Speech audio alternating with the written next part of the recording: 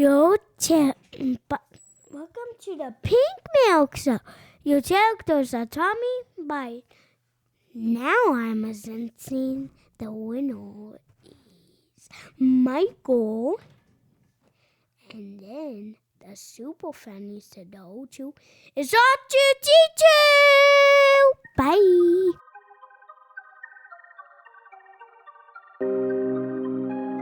Hello there, and welcome to Pink Milk, your Star Wars podcast for us superfans. And those of us who are forced to listen to them. Today is someday, and someday we are at the stop sign getting ready to cross the road to the Clone Wars. This has been the road to the Clone Wars and the return of Ahsoka Tano. In today's episode, we have a special guest, Sean Myers from the I'm Right, You're Wrong podcast. We are now 2/3 of the way through their hosts.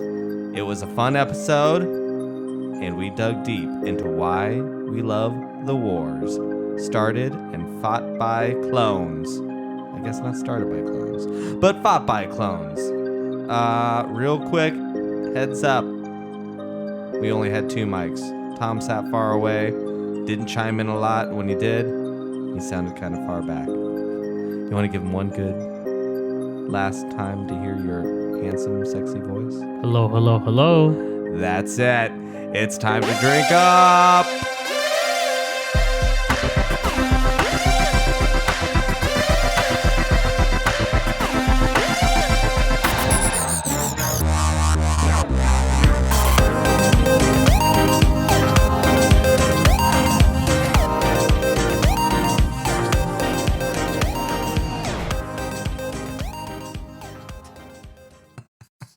Hello there, Pop Pop. Hello there.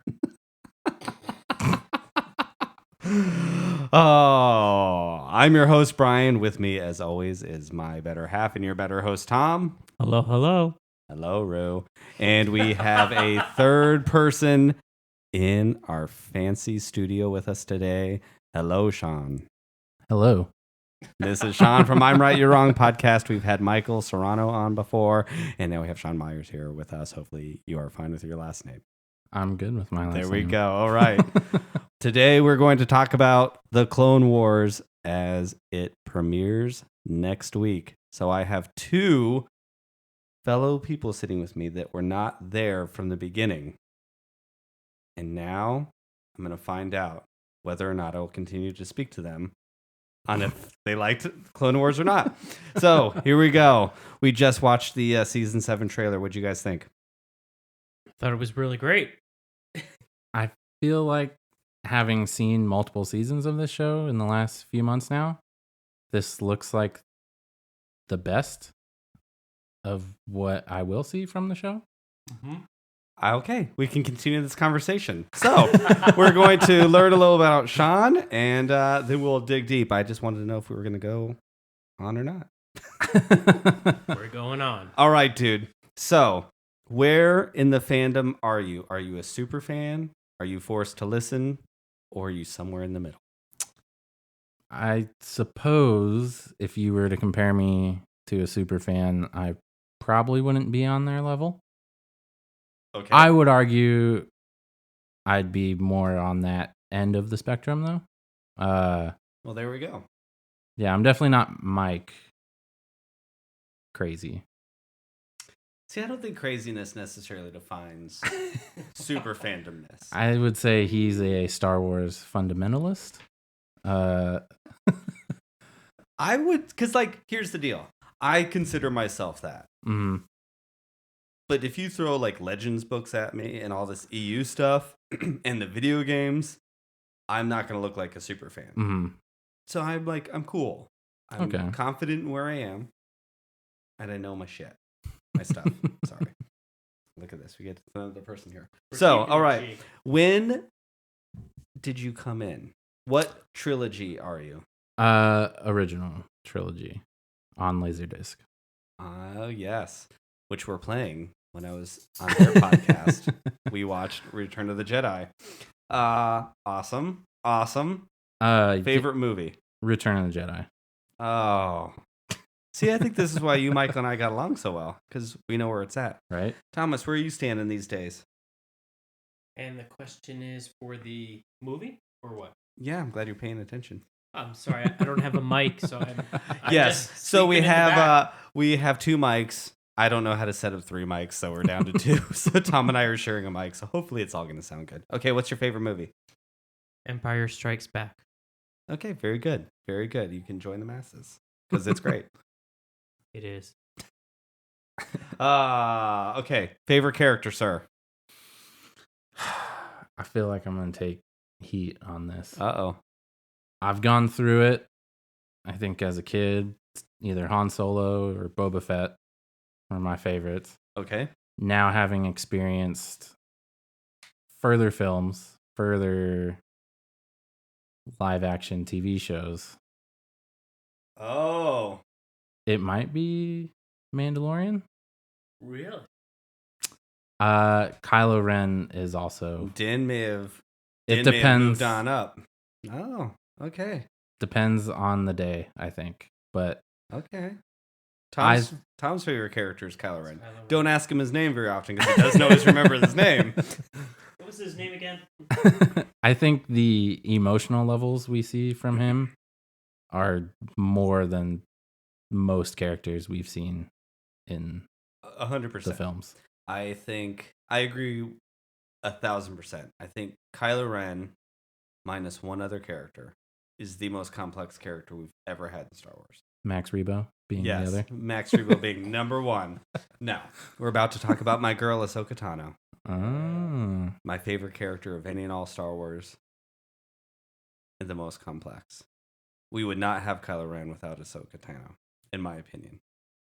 And we will discuss that as we get there. Because I think Ahsoka fundamentally changed what Star Wars was. Mm. Her character alone. All right, but we'll get there. Because I can go on about Ahsoka all day long. So you're married, correct? Mhm. A long time. Correct. 2 cute kids. Is your wife a super fan? No. She's a fan. Okay. Big. I don't even know that I could limit it to Kylo Ren. She's a big Adam Driver fan. Okay. Was she a Raylo? Yes. Is she on Twitter? No. Okay, so she doesn't hate me because the Raylos. We just had a conversation. Raylos do not like me for some reason, even though I'm like, not anti-Raylo. I don't know if we talked about this. Well, maybe Raylo is the. Oh yeah. Do you know what Raylo is? No, I don't. Do you know what a shipper is? No. Okay, so a shipper is basically someone who takes 2 characters and wants them to be together. So from the moment The Force Awakens came out, people wanted Kylo Ren and Rey to be together.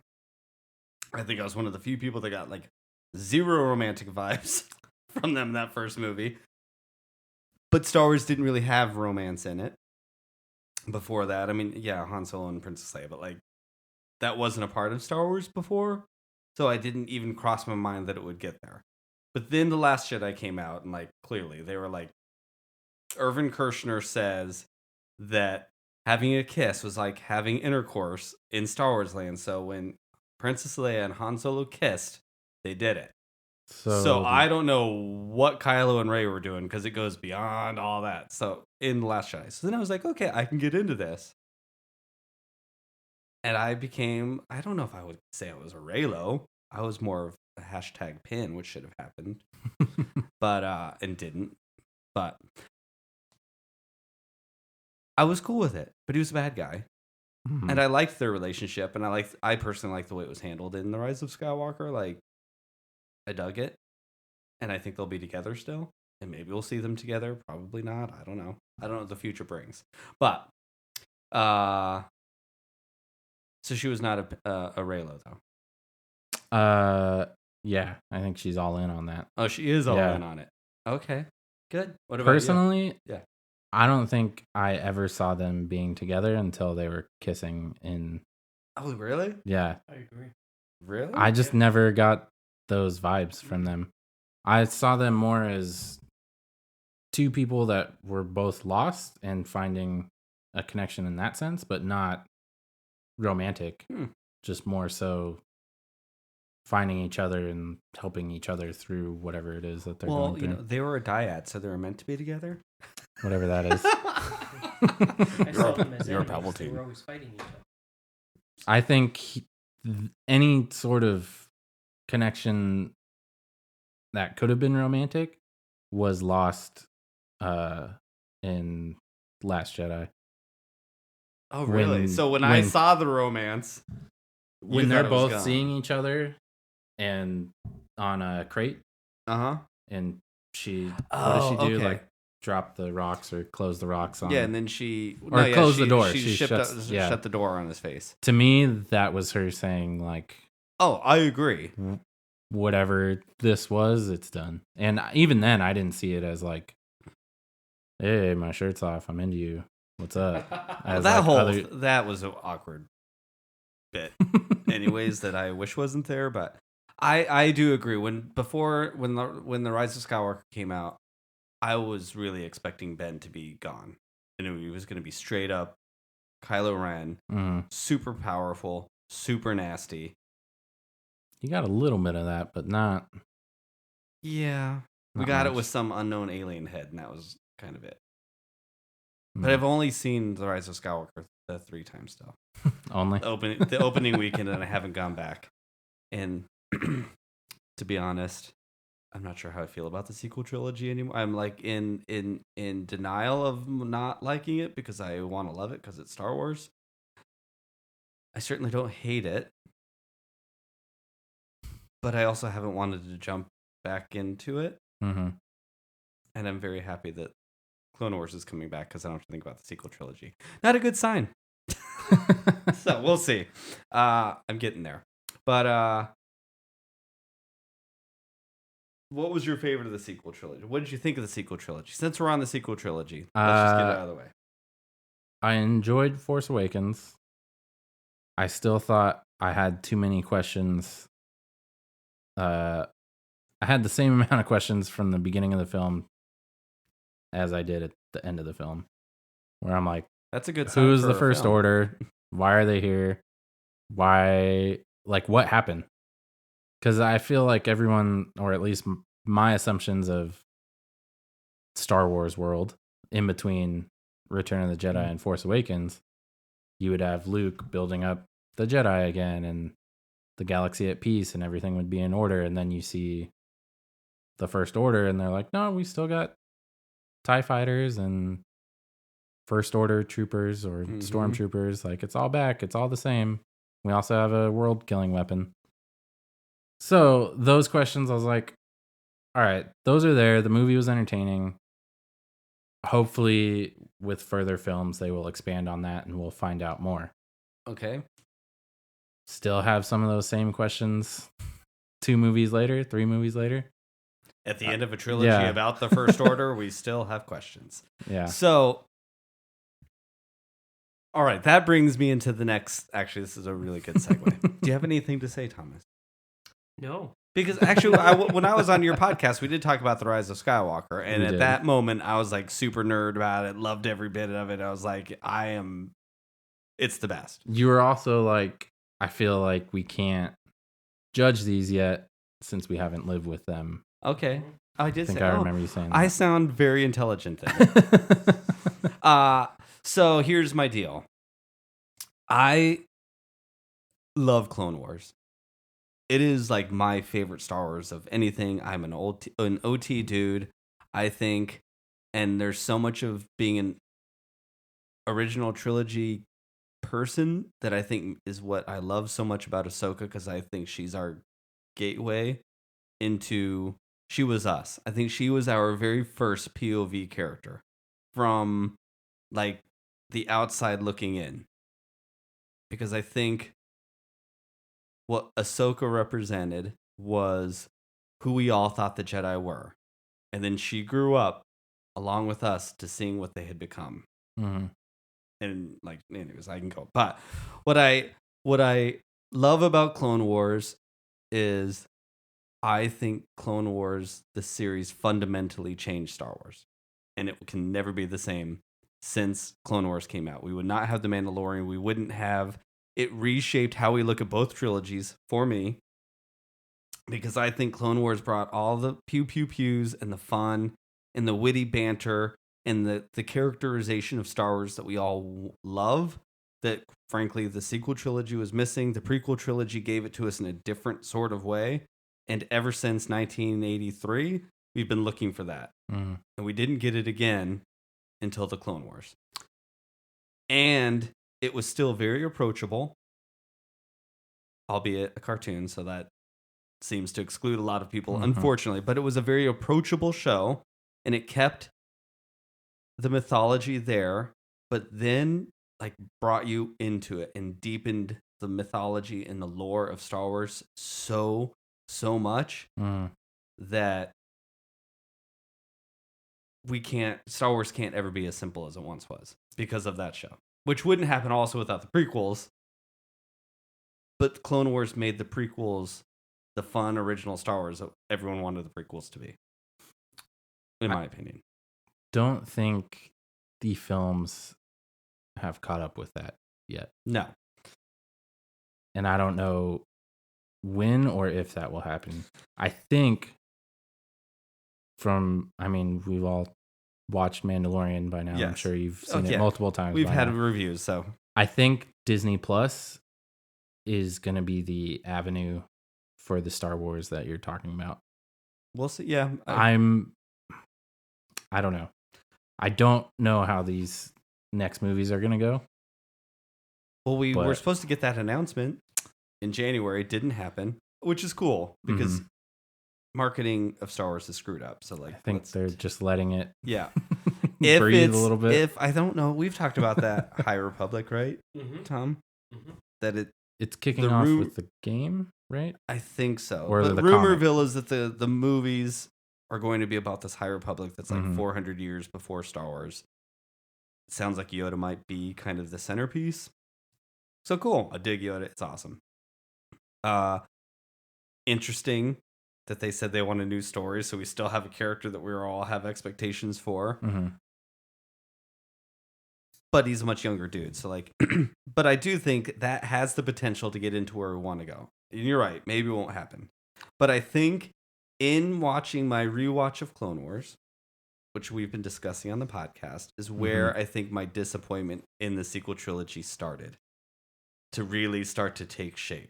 Just because be like, wow, this is amazing. Like, why are the movies not this way? Yeah, like they had all of this now. Like, I will give I love all of Star Wars. I love the sequel trilogy. I've said it before. I really like each movie as an individual movie. I do not think I like them at all together. And I don't know if that makes sense. But thanks, there's Robin Quivers always making her noise.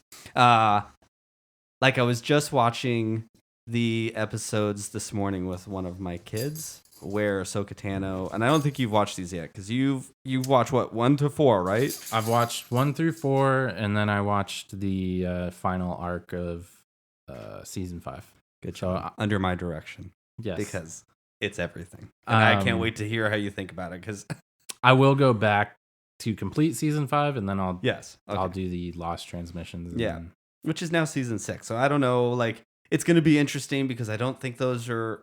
Well, all of Clone Wars is out of time anyway, so it's all good.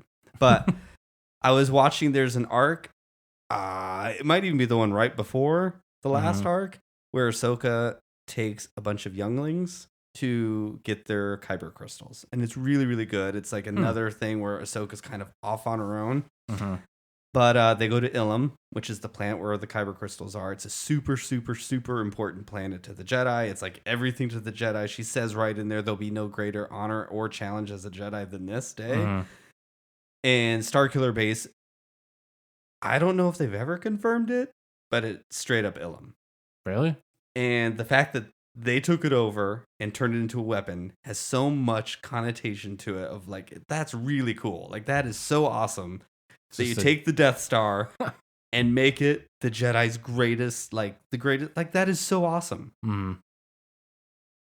But you didn't put it in the movie. Like, and that to me doesn't fly anymore because Clone Wars changed it. Now you have to put those kinds of things in there. No, not every person that's watched the sequel trilogy watched Clone Wars, but all you have to do is have a line of dialogue from Luke Skywalker or someone. That's Ilum. That's like the greatest. That is like the Jedi planet. That's where all of our heart and soul is. Something like that. Boom. There we go. And then we get like in the Last Jedi or in the Rise of Skywalker, there was just stuff that they Mustafar. Wasn't Mustafar. I know you said it was, but it wasn't. It would have been really cool if all they needed to do even then, open to the scene instead of him shooting people. Why can't he just be flying a robot just like they did? And boom, we would have had it. And then fight all those people inside Darth Vader's temple. Same exact thing. But it would have, anyways. So that's what I think Clone Wars does so well, is they give you those little tidbits that don't matter on the surface. So people who don't want to pay attention to it don't need to. But then the people that are really into it, like, get all of it. And it gives both parties what they need. Yeah. And I think Star Wars has to have that now. For me. I think we will be getting it. But just in Disney Plus. It's going to start there. But if the rumors are true and you're going to get Triple F overseeing everything in some sort of way. Triple F. Tell us. Filoni. Tom, do you know who Triple F is? Filoni, Favreau, and wait. This one's from my camp. Oh, wait. Sounds like... I'm really impressed, Tom. You've been paying attention this last few months. Pretty good. Feige. Oh, I wouldn't know that one at all. Oh, okay. Feige. Kevin Feige. The dude who's behind Marvel. Okay, So... Which I would argue is now this generation's Star Wars. Marvel movies, yeah. No, we've even talked about that on the podcast where I had to like admit like it's the thing now. And honestly, watching those films are, like the first Avengers film for me. Just seeing all of them there and doing their Avengering, to me was the closest feeling I got from how people would explain watching Star Wars for the first time, where I'm just like, what the hell? You got Hulk, Thor, everybody just working together, that whole sequence. The Avengers, that one's really good. It's one of the best. In my opinion. It has flaws, but it did something no other film had done before. And no other comic book film has been able to replicate outside of the Marvel. Yeah. No, I agree. Like, Marvel's the thing to chase now. Like, I understand, and I can understand when people want Star Wars to be that. And Star Wars can be that very easily. It doesn't need to be, in my opinion, but we also live in a different time, so maybe it does need to be that. But it would be really easy to do, like, in that world. It would be super, super easy. Building that thing is not difficult. Is very difficult. But I mean, like, it's not a stretch to have all these different characters. Like, you have one imposing villain and all these different groups of people, how to fight them, and then they can come together. I think the thing to take away from those films that could help Star Wars. It's difficult because it's different. But why Marvel is as good as it is because it just leans into what it is. 100%. Whereas, I'll say, at least for the sequel trilogy, it almost is too afraid to acknowledge the prequels at certain points and lean too much towards the original trilogy. And I think you need to acknowledge all. Because all 100%. Of it is Star Wars.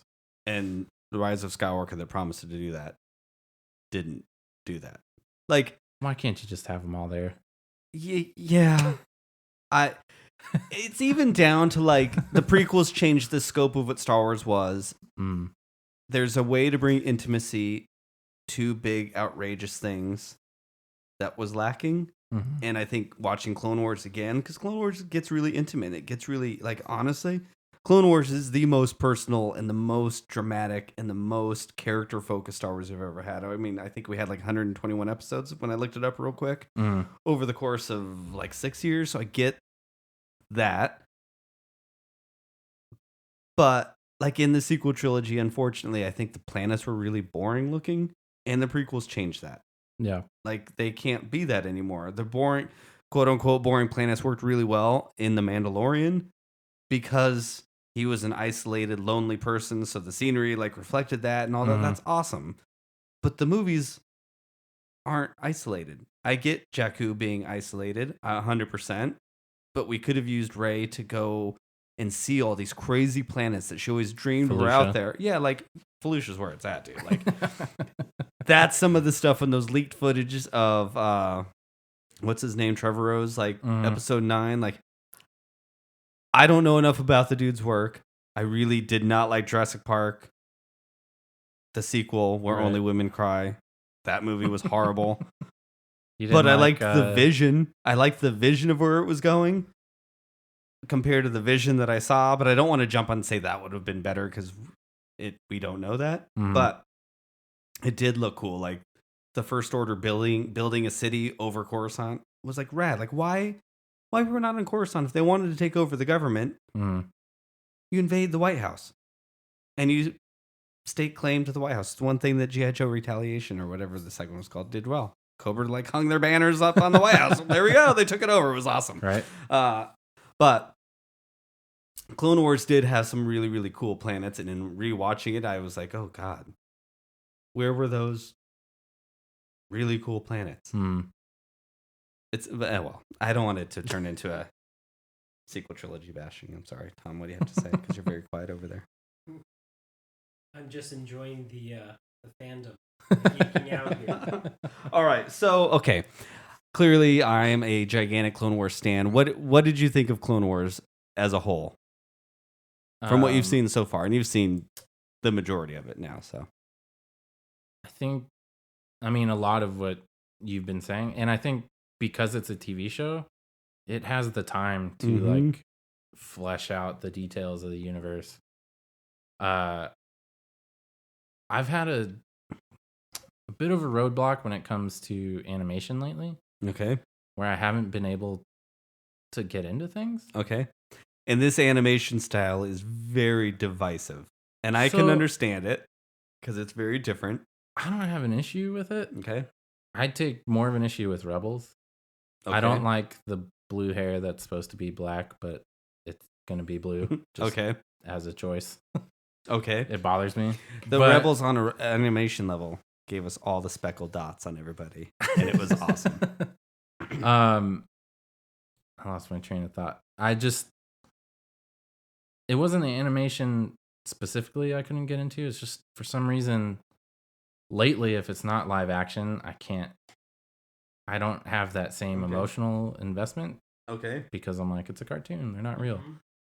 However, it's more of a me problem than it is the show problem. Yeah. So once I'm able to push myself past that initial like barrier, I'm actually able to get super involved.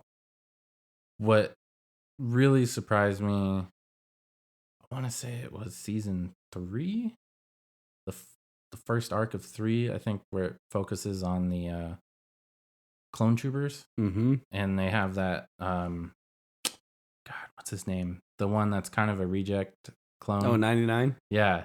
That arc with him. I think it's 99. Yeah. Right. I love that. Like, We didn't watch that one time, but it's really good. I don't know if you were going to ask. I think you had mentioned my favorite Clone Wars character. Okay, yes. As a whole, might be the clones in general.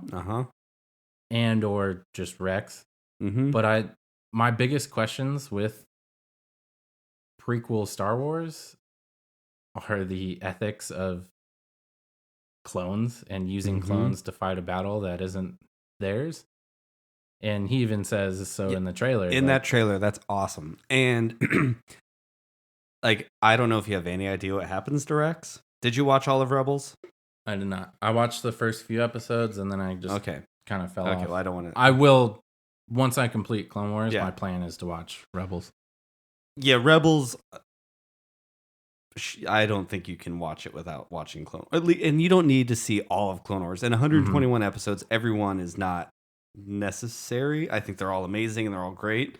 But you don't have to watch everything. I think you could probably dwindle it down to like 40 episodes of that. That is creme de la creme, perfect, everything you need.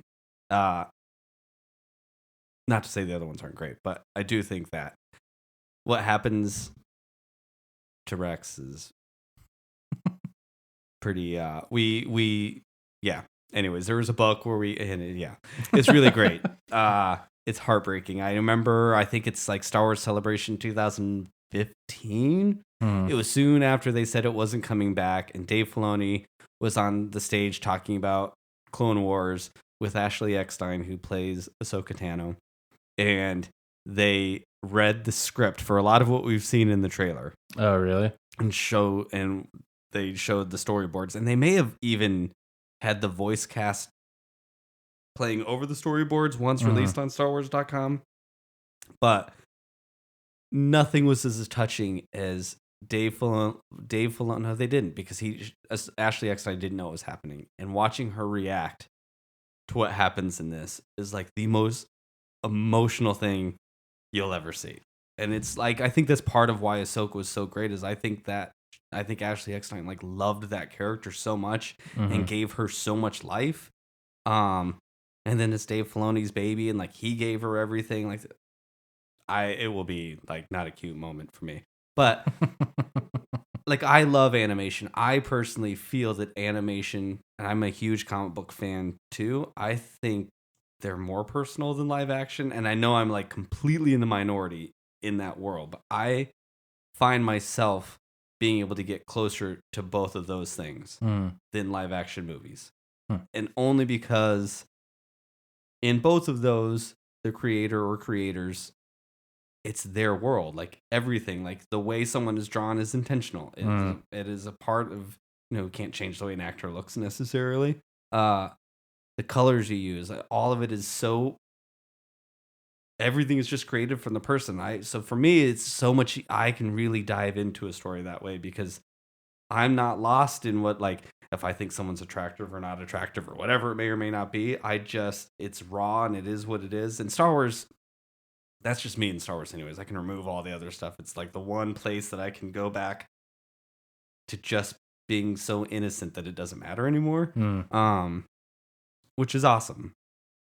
But Tom, you were surprised how much you liked the show, because you were with me since the show started. He doesn't remember, but he and I went and watched the first movie in the theater, like the night it came out, and it was fine. It was good. It was good. It was fine. People don't like it, and I understand why. And but even Tom was like, "Oh, I think I want to go back and actually watch all these. It's really good." So, do you think it's the next big push for Disney Plus? Mandalorian was incredibly successful.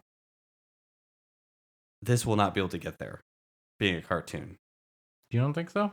No, that was a horribly framed question. Do you think it can get there? Do you think like the Toms of the world will give this show a chance, being that it's a cartoon? I mean, Rise of Skywalker, we can all have our feelings about it, made a lot of money. All of the sequel trilogy made a lot of money. So there's a lot of fans out there of it. And it did a lot right. It just did equal parts wrong for me.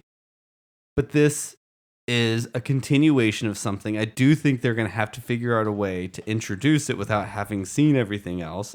Sure that wasn't the original plan, but I don't know if they can just straight up pick it up. I don't know. I don't think in producing a season 7 to finish the series so that it's bookended. Hello. We have Mr. Pickle who's coming in. Do you want to come say hello, Michael?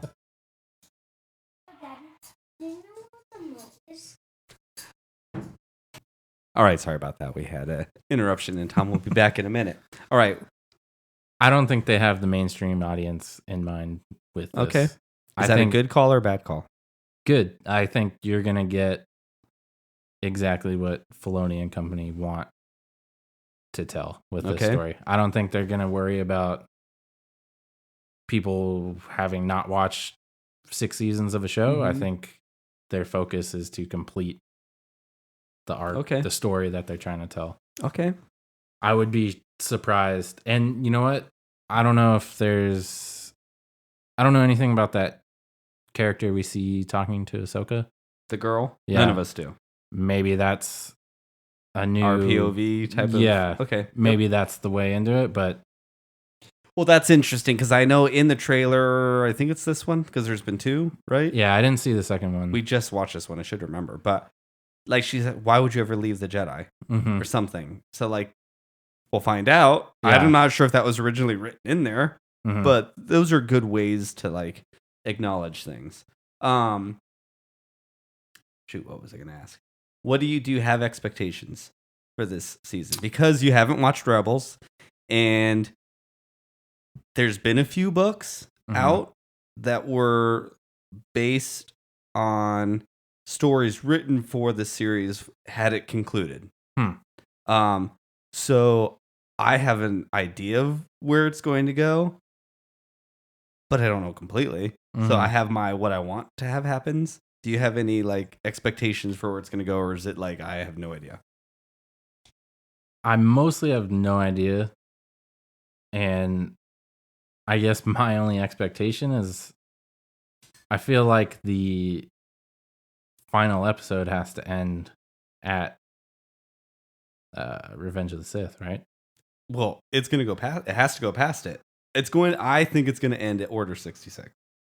Oh, okay. See, Because I would like to see we see a that. pregnant Padme. Okay. So I think it's going to go into it. There's a line from Mace Windu, and I need to rewatch Revenge of the Sith because there's I think there's a plot to destroy the Sith, which is a line from that. So I can't remember who's in that scene with him to see why someone would be watching him as a hologram. Yeah.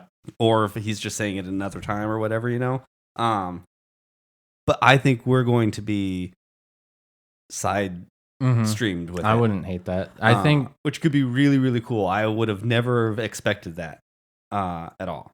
I would like a good reason as to why we don't see Ahsoka in the film. Mm-hmm. You know? See, this... Okay, so you watched... We're going to take a quick break. I'm going to leave you with this question, and then we'll come back because you did watch... Because you're nice, and I did ask you to watch the last 4 episodes, which are that arc is my favorite Star Wars of 11 films of 121 episodes of Clone Wars. What did we have? Like however many 65 episodes or whatever it was of Rebels. All of it. It is like the best.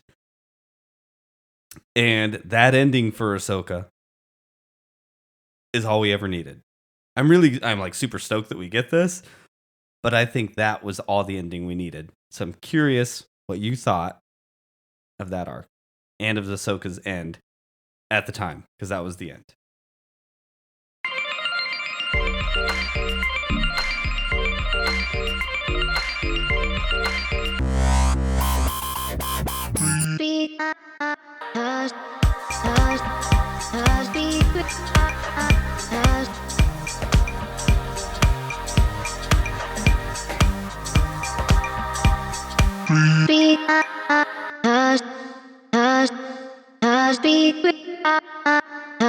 And we're back. Hello, Pop-Up. Hello, Brian. Hello, Sean. Hello. All right. So we left with my favorite Star Wars. Yes. Ahsoka. Mm-hmm. Where does it stack for you? Not as... If that's all there was, then yes. But if we all three watched the trailer, and she's very prominent in the trailer, so then I'm gonna be like, well, where was she at? What was going on? Well, Clone Wars became Ahsoka's series, Right. by you mentioned season 3. That's where that show, like, it was good. It was fine. There's some really good moments before, but season 3, it like it turns into like that's when like they got it all straight, and it like became really big. I think when we were talking about the Night Sisters arc and the Savage Opress stuff, I don't remember how I got it, but I got like tickets to see it screened at a movie theater. Oh, really? So I think it was those 3 episodes, the Night Sisters. Do you remember what they were called anymore? we just did the podcast, so we should remember. But it was like when Savage Opress came on, and we saw it on the big screen, and I was like, cool. oh my god, like I remember on StarWars.com seeing how they got new character models and stuff like that, and they figured all the stuff out, so the animation quality even jumped up at that point. And they had like, this is a good mark to like intentionally age up Ahsoka a little bit and age up Anakin, bring them closer to that. But I think from that point on, I think we've talked about this on our podcast, people hated Ahsoka. Like, why? Hated her when that first movie came out. They hated the snips. She called R2 She was just this bratty little kid, and like I legit hated that character. Really? And, oh god, it was awful. And now, I mean, she's up there with some of the most beloved characters of all. Like, and I just think that's so amazing. And that's another thing that I think I appreciate about her, that character so much, is that everyone behind her did what Ahsoka Tano did, and did what that last thing was of, I don't remember what the quote was. We just read the quote about like, you have to trust in yourself more than anything. And like, they just stood by her and developed that character into what she became. But yeah, so people hated it so that it became later what happened to Ahsoka, because we don't see her in episode 3, so she must die. Yeah. And does she? I don't know. Well, I know, but you haven't watched anything else. I do or know read she anything. comes back. Oh, you do? In Okay. Rebels. Oh, let me tell you. They kept that on the lockdown. And do you want me to tell you? Like, she's back now, right? I won't tell you anything. So anyways, when she comes on, I remember sobbing my eyes out because Ahsoka Tano was back, and I telling you, like, and you weren't expecting it. Like, no, it came out of like, and it's so good. Oh god, I was a mess. And then you think she has it in Clone Wars, and then you see what happens to her in Star Wars Rebels. And you're like she's just like, every time you see this character, she grows into this next level of something. You're like, holy mother of whatever. Okay, so we just recorded our last podcast, was about that last arc. What did you think of it? I enjoyed it a lot because it was really good. I think integral, I think, to what's going to happen next. Some of the heaviest emotionally like driven episodes I've seen from that series as a whole was in that arc. Okay. And you got to see, well, I don't want to curse, I know. That's all right. We can let a few out. Some shittiness from the Jedi Council. Some of the most you've seen from anything. Yep. So and I got it more so not at the front end or the middle end of the arc when they're deciding her fate, basically. Yeah, not so much there, but at the end when they're like, just kidding. You're good. That was your such test. A big trial. Yeah. Like, come back. So that arc, when I was watching it, because Tom was like, when we finished it, he's like, oh, I think I understand why you were such a... I can't watch that episode without being a mess. Like, when we rewatched it, I was up until like 2:00 in the morning because it gets me, like, it is the most connected to Star Wars I've ever been. Just there's so much in that for me personally as a queer person. There's all sorts of things. There's so much stuff layered in that I think we've had to walk. And then I made some joke of like, here I am, like a 40-year-old gay man who can relate to this teenage girl in a way that I've never been able to relate to a fictional character before. But the prequels, I think, at least back in the day, people had a hard time with the prequels because the Jedi weren't the heroes Luke Skywalker says it in The Last Jedi, and I love that line from The Last Jedi. What do you think I was going to do? Walk out and face the entire First Order on my own with my laser sword? Yeah. And that's what everyone wanted the Jedi to be. And maybe they were that at some point in time, but we've never seen it because they were flawed in the prequel trilogy. And what Clone Wars did bring was just as much as they brought life to the clones, And I do agree. I love what he said. We wouldn't exist without this war. Mm-hmm. But who would the Jedi be without the war? And this show really brought that all in. Mm-hmm. And that episode, the very first one, Sabotage, of the arc we're talking about, changed how I felt about the Jedi. I'm like, okay, they're screwing up, and it's really heartbreaking. Mm-hmm. When I was watching the prequels, I'm like, this is really sad. They're like heroes, and they're like failing, and they don't know what to do, and they're being so overwhelmed, and it's awful. Like you felt, and I don't like the Jedi anymore. I like what they stand for, but I don't like who they are. Mm-hmm. And it was started in that first thing of like, and here's Ahsoka who gave me that of like, they were wrong. And I think they became equal part villain in that last arc. And like, yeah, the trial and the, oops, just kidding, that was really your greatest trial. Come on back because, we're so great. Like, there's the thing where they talk about the guy who was framed and they're living in the slums. They don't get paid enough, but everyone dreams to be there and they're so mistreated because the Jedi think they think they're better than everybody else. They're literally living in an ivory tower and don't mind who they step on to get there. And now as a father of adopted children through the foster system, I look at like them taking children away from their families and their families oftentimes willingly giving their children to better the galaxy and this great honor. And then they're taken there and said, but we don't love you. And by the way, you can't love anybody else. It's just like, there's so much nastiness there. And what Ahsoka does at the end is so amazing to me because when they pulled that BS of, oops, just kidding, I personally think they knew the whole time that she was innocent. And it was convenient that someone framed her. And the Jedi were too concerned of saving their own skin and saving their own way. They were so unattached that their philosophy of, because oh God, what's her name? Alis and Kura or something, the blue Twi'lek Jedi. It was from a comic back in the day. Like there's an episode with her and Ahsoka, and she's talking about why you can't have attachment, and she says something along the lines of, you can't risk 1,000 to save one, and that's her rationale. And they talk a lot about attachment in this arc, anyways. But Steve Rogers would disagree with that as well. Yep. But yeah, 100%. Yeah. But I think Ahsoka, like her response of she believes so much in what the Jedi stand for, even if they lost their way.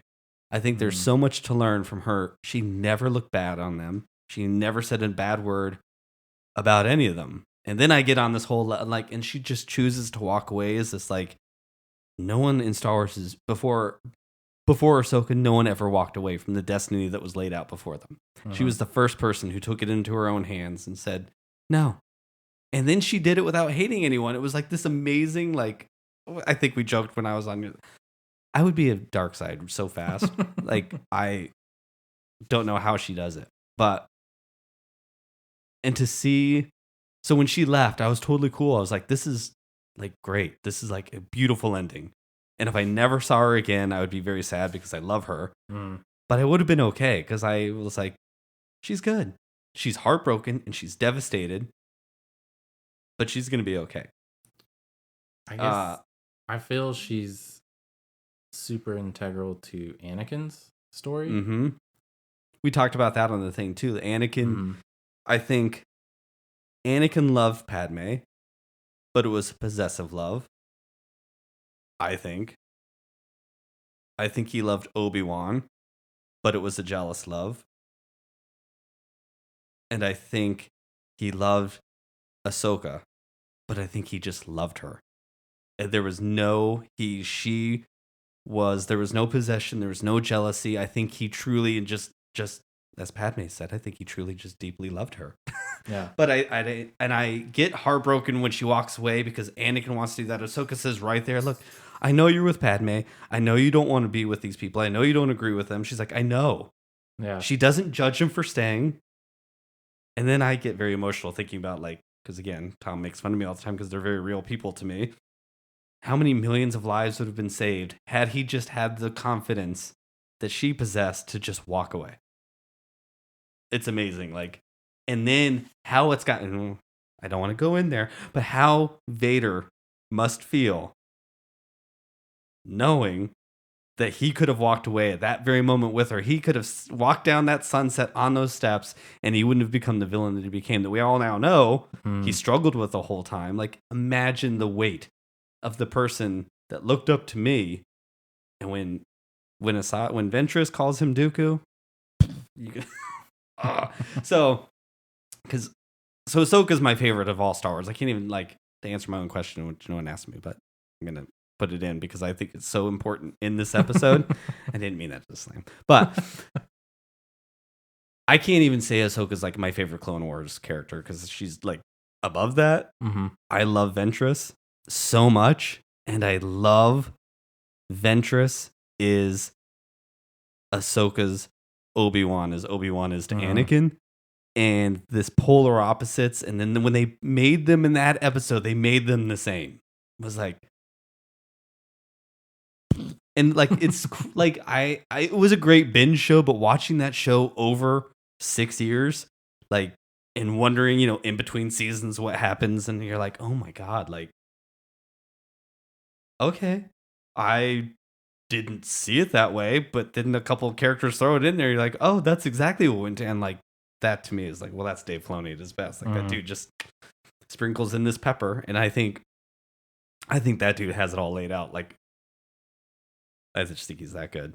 Can I ask you about my biggest issue? Yes. With Clone Wars? Mm-hmm. Spider legs and chicken legs? What's up with that? What is that?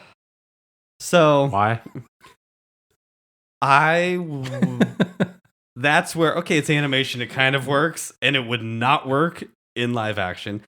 Personally, I don't think it works. And I was very happy when the spider legs left. I'm like, you could, it's cool that he's like crazy and built his own legs. I'm not sure why they needed to be spider legs.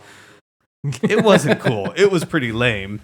However, again, Clone Wars took a character who, yes, Darth Maul looked cool and he kicked ass. Mm-hmm. But he wasn't much of anything else other than that. And that show took Darth Maul into this like whole other realm and made him this like amazing character. I have no issue with the character, so just good. his legs. Oh god, it was so good. Because I think while I'm watching this show, what I try to do is like, can I picture this in live action? Mm-hmm. Could I have seen this moment in a film? And when I'm watching his scenes with the spider legs and then the chicken legs, I'm like, well, those chicken legs were pretty close to Grievous. If it was live action, they would look like Grievous legs. yeah, but it's tough because I'm like, Darth Maul, top half Darth Maul, chicken legs. Yeah. Okay. Actually, so you saw Solo, right? Yes. Did you see Clone Wars before Solo? No. So here's when people talk about how Disney doesn't take risks, which I think is BS. I don't necessarily agree with that. It's such a major risk to, by the way, here's Darth Maul. Like, because I'm a massive Clone Wars fan, I saw that metal foot and I knew whose foot it was the second it came. And that was another one. They kept that under wraps. See, I didn't pay attention to his legs or feet. Yeah. But now I want to watch that scene again and see if he has the chicken legs. And still. now we know that, like, because you saw that he's running Black Sun and all, like. Did he need to turn the lightsaber on, though? I remember reading something that people didn't know who he was. Really? Because he does look different. He looks a little different than he used to, and people didn't know who he was. And so they actually put that in later. Because it was corny. But the cornball works in that movie anyways. That movie was a little corny. It was fine. It didn't. So what's her name again? Qi'ra? Yeah, when she's FaceTiming with Darth Maul at the end of Solo. And he's like, I guess. Oh, you didn't remember that? What we're talking about? I remember the spider legs. Yeah, at the end of Solo, when Qi'ra like takes off in her little yacht, and we find out that Dryden Voss, Vision, his boss is Darth Maul. Mm-hmm. And he's like, in case you didn't know. Yeah, he was like, here's my lightsaber. But there was still like that lightsaber. We know where it came from. You It's don't fine. yet, but It's we know where nitpicky, it comes from. But No, I thought it was like, It was pretty rad. And now, okay, and wait, and another question, because you mentioned Mandalorian before. You really liked it, clearly, because Mando might be your favorite character. Did you watch these episodes? And I can't wait till you watch Rebels. Did you really know what the Darksaber was? No. Okay, so what do you think of the ending now of Mandalorian with the Darksaber? Well, I think it was Mike was saying he believes that Moff Top Gideon is Mandalorian. No, and that's why he has the saber. Really? Mm-hmm. Oh, or was. I don't know. Really? No. And that's why he knows so much about Okay. Din. Okay. See, I don't think that, personally. I don't know when these episodes of Clone Wars were made. I don't know if they were made long before Mandalorian came out. I wonder, and I'd be really stoked if we see Gideon in this chunk of Clone Wars. Because at this point, who has it? Is it still So what's his face? Darth Maul has it. As of right now, Darth Maul has it in the Clone Wars. Oh, really? But are you? Oh wait, okay. You're talking about in Mandalorian. Well, I don't want to spoil No. So in Clone Wars, the last person I saw that had it was Jon Favreau's character. Oh, seriously? Yeah. Is that season? No, you said you finished season 4. Yeah. I didn't see him with it though in season 4. He just had the red Darth saber Maul? Wasn't that season 4, Pop? So then is it the episodes of 5 that I haven't seen? Where I he didn't think it was possibly has season 5, though. I thought it was season 4. I mean, Maybe. see them. Do you want me to give you... No? Well, he gets a hold of it then? Darth Maul has it, but that's not who has it last, before Mandalorian. Okay. So this is what's interesting. So, but you saw all that stuff. Well, so, I know it comes up again in Rebels, right? Yes. Yeah.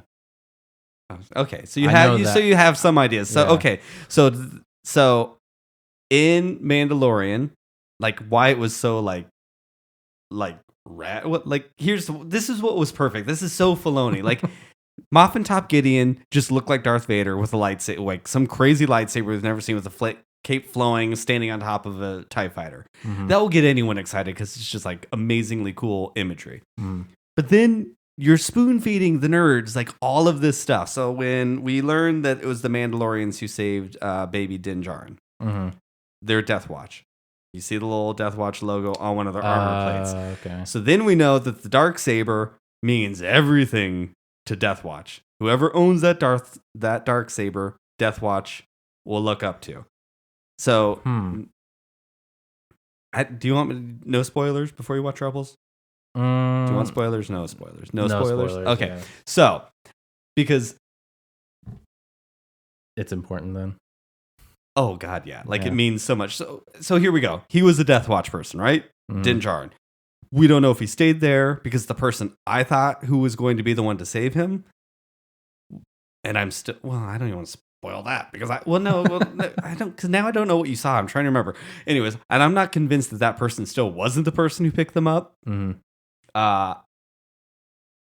If he's Death Watch, he, by his clan, should respect whoever owns the Darksaber because they would have had to have challenged that person to get it, right? And he's supposed to follow their lead. But this is also the person who just tried killing him and all of his friends. And so, like, as a Mandalorian, your clan's supposed to come before you. But all that's starting to change for the Mandalorian. Like, now he's like a dad and he's like seeing things differently. I think the armorer is seeing things differently. I feel like she was this person who, on one side of the table, she was saying everything, but I think there's something else behind her, like figuring things out. And like, I think she was good in that way. So there's someone coming, I believe. I've been talking. Well, you've been listening to that. I'll say, I think Bo-Katan's coming back into the Mandalorian. I think she will be in season 2. Do you remember Bo-Katan from Clone Wars? She was Satine's sister, the redhead Death Watch person. Oh, okay. I think is that her in the trailer? So she's gonna have a really big, prominent role. Like you see her in the very first trailer. She's standing there with Ahsoka. When we see Ahsoka see Anakin for the first time, so she walks away. It's pretty great. Bo-Katan's very important. Hmm. Like, straight up important. She's part of Death Watch. She should respect that. But I can guarantee you, Bo-Katan wouldn't respect someone holding the Darksaber that wasn't a Mandalorian. No. And I don't think he's Mandalorian. And if you really watch the show, they could change it. They're all white people. Yeah. A Mandalorian, they're all blonde-haired, blue-eyed people. Mm-hmm. Which I think is interesting that the Mandalorian did, because they had to start letting go of certain kinds of things. And the Mandalorian and those people that we see in that series are not born on Mandalore anymore, because their homeworld, which it looks like we're going to see, is like all but destroyed. So now they're adopting people into their clan. So now the clan is more important than where you're coming. Like, there's so much, which is why like I think that show is so knee deep in LGBTQ like metaphor and how found families work and how do you identify yourself, is it this or that. But anyway, she'll be back. And I think.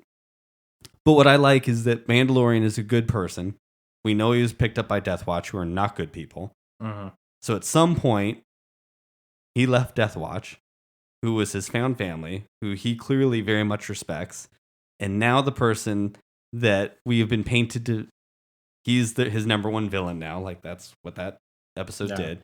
Now holds the thing that he's supposed to respect above all else. Like, it's like, there's like just layers of like meat eating, like good drama under there now that is missed unless you've seen Clone Wars, which is what you were talking about, having your 3 Fs that Feige brings in, and it's starting to tie all of these things together, which is what I think Mandalorian did really, really well. Yeah. Did you see the leaked footage from George Lucas's like I did. television show? I don't know if I believe that it's real or not. Oh, really? I just, without having something official saying this is what it is, I don't know that I can jump. I'm with you. You know?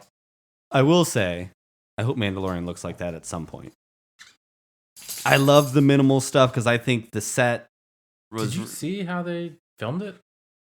Yeah, I mean, insane. Like I don't even know how to describe it. But the Mandalorian or the Mandalorian, the backdrop they have, where it's partial sets in some spots and they paint on top. It's like old school matte painting brought like up a level. Which, thank you, George Lucas, and all of his green screen acting during the prequels that gave us the opportunity to have that kind of stuff. Everyone who says how there wasn't enough things, you're welcome. But I do want the Mandalorian to get to big planets like that, because I don't want the Mandalorian to suffer what the sequel trilogy did of just giving me like desert and snow and real world looking things. Like, I want to go to another world that can't possibly exist here, which was the one thing that leaked footage gave me that was exciting. But we need to see Ewoks again. That's what I want to see. Yeah. Let's have the adventures of Baby Wicket now. That's what I want to see. Can't Baby Wicket and Baby Yoda become like BFFs? Or even with Disney Plus, do like hour 20 movie of just. Have you seen the Ewok movies? Yeah, the animated ones too. Very good. We used to watch all the time. Did you watch Droids? No. Droids is good. But I saw it on the back of the cover of the Ewoks one. Oh yeah, you can watch them all on YouTube. They're on. I can't remember. It was our first pod racing. It was in Droid. Oh, really? Not straight up pod racing, but pod racing, basically. And I even think I'm trying to remember the name of Ord Mandel. Where did they go pod racing? Oh, God. Anyways, it's mentioned. Mos Espa. It's mentioned in this Droid cartoon. Anyways. All right. So, season 7. You want to see what happens to Ahsoka? And Rex, I'm guessing. Because Rex is your favorite character. Yeah, I guess I want to see what you're saying, where it's going to be running parallel to Revenge of the Sith. I want to see the transition of Clone Trooper to Stormtrooper. Okay. But at their level, not just all of a sudden we're shooting at droids and now we're shooting at Jedi. I want to see and I know, what is it, a chip, right? some are defective and not Yeah. all of them take. I know about that, but I want to Okay. see those interactions of like, Yeah, I can't what are you doing? I Like, can't what- remember if those episodes aired or if they didn't air. And if they didn't air, we're probably going to get them in this. Mm, Like, this is like, they were so long ago that I can't remember if it really happened mhm. or if I just know it happened. Because I know they talk about some of that stuff later. Uh-huh. So I get it all, like, it bleeds together too much. I can't remember how many episodes it is. Is it 12? Do you know? Season 7? I I don't. think it's 12. I don't know. So and Order 66 happens like 2/3 into that movie, right? Mhm. So I really think we'll see Order 66 happening. And I only know that because of books. I have a feeling I know what's going to happen. It may not show up in here. Mhm. It will. There's no way. The book that I'm talking about it has to exist in this show based on the trailers that we've seen. So we're going to go like pretty deep into Revenge of the Sith territory, Mhm. actually. But you mentioned the stormtroopers. We don't really know how the clone troopers became stormtroopers and when they stopped being clones and started, like, because we know in Rebels you see people being, we saw it in Solo, people becoming stormtroopers Yeah. and all that. We don't know when that happened Well, that's what I'm curious about too. Is like, and what by happened to all the clones. A New Hope. Like, are there any clones left, or are they just recruiting people now? Or so I'd like to see some of that stuff. Is that coy enough? I can't wait for you to watch Rebels. Get past the animation again. Because Yeah. it's really, in season 1 of Star Wars Rebels, it's kind of like season 1 of Clone Wars. It's fine. I'm not sure if there's anything like, oh my God, about it. I did start at season 2 of Clone Wars. Oh, you did? Yeah. Okay. There's a This couple time really, around. there's a really couple really good episodes. I've seen a handful of season 1. You should watch the very first episode of season 1 because I've it was seen the first with Yoda and he's talking about take off your helmets. This is why we all look the same. And he's like, not to me. Like, it Mhm. was the first, like, oh my, wow, they're really gonna like go to that was a very touching scene at the time, and you didn't know what was coming, and then you're like, oh, like you like full on like really care about some of these characters. Which is have cool. has he had you watch the other Clone Wars cartoon? Mm-hmm. He hasn't. You haven't. They were great. I love it. That was like when that came out. Where on was that Cartoon Grievous? Network, I was like, holy crap. Like the whole squad of clone troopers like Mhm. working their way through the city. Dude, yeah, that was awesome. Yeah, if they're, I don't even know, it's not on Disney Plus, is it? Mm-mm. I'm sure you own It's it on though, YouTube. right? Yeah, I haven't, but it's on YouTube. You can find it on YouTube. You'll have to Yeah, you should watch make it. him watch that. They were like, they started off the first season. There's 2 seasons. They were basically promotion for Attack of the Clones. And they were like 2, 3, 4 minute clips that aired on Friday nights. And talk about losers back then. This was like not YouTube, so you had to rush home. I don't even know if DVRs were really around yet. Like, I remember I didn't work on Friday nights. I was bartender and waited tables, so I needed to work Friday nights. But nope, didn't do it. All for 4 minutes. But they were that good. And there was like no talking. In the 2 hours of like, there's probably about 2 hours worth of, maybe not that long. I don't know. There's no talking, but it was rad. It was, again, it was what you wanted to see. Like when I was a kid, I anticipated the Jedi basically riding horseback, taking down tanks and stuff like that. That's what I thought. I think that's what a lot of kids thought when you hear, and then they flew ships and did all the things. But that opens up with Yoda on like some reindeer kangaroo, like taking out separatist droid ships. I was like, dude, Mace Windu. Mace Windu stopping has like a 8 Force Fu fight with. Yes, so right. It was really, honestly, you're right. And that was where he first met Asajj Ventress. But none of that is. But none of that's canon anymore. right? And I don't even know if that Asajj is not the same Ventress that we saw in Clone Wars. Because I think Anakin kills her, right? Yeah, we don't Spoilers really know it. in that Pretty much, yeah. cartoon. Yeah. And in the movies, the first time I think we met her, I think I have to remember the Clone Wars movie. I try not to watch it too many times. It's fine, but it's not that great. But all right. So, what are you wanting to see from the show, Quiet Tom? in season 7? As you gave me such a nice compliment. I'm excited actually because now that I've seen the arcs and now that I've seen the trailer, I think I might actually know what's going on when I start to watch it. So what do you want from it? Yeah, let's wrap it up. Well, it can't. Yeah, it won't get too wrapped up. All right. I mean, all those people are going to stay around, but I mean, I want to wrap up whatever the storyline. Who's going to stay around? Well, I mean, he'll become Darth Vader. Okay, yeah. But like Rex, we've never seen. We don't know what happens to Rex. Obviously, Ahsoka, Tano. Yeah. What about Asajj? Like I said, there's a book called Dark Disciple. I don't know if you're a Ventress fan. I do. I like her now as not being a Sith or a Jedi. She's just Ventress. Ventress the bounty hunter. Ventress the bounty hunter. Yeah. I think that character is another one who's really intriguing. And that started in season 3. Before she was cool. She had a cool voice and she had cool lightsabers. But season 3, when the Night Sisters were like, oh, shoot, this is like good stuff. We don't see her again. Unless, well, there's a book, Dark Disciple. It's really good. If you like her, you should read it. Is it? But it might be in this. Officially canon? Yeah. But it might still be in this because it was another one of those books that was like made from scripts that were supposed to be in the next season of Clone Wars. I'll probably watch this before I. Yeah. If it's not on there, if it's not in there, you should read it or listen to the audiobook. And this is week to week, right? They're not just dumping the which whole I'm season. happy about. So. Give you time to process. Watch it a couple and times. I'm going back and forth. I don't know if I have it in me for the next 8 episodes, though, right? 8 or 12. I think it's 12. I want to say 12. I don't know. I don't know if I can get up at 3:45 in the morning again. That was really hard. But I might. I get me some Ahsoka. All right. Well, thank you. Do you want to plug your show? Sure. It's a great show, people. You can say that. I can't say that.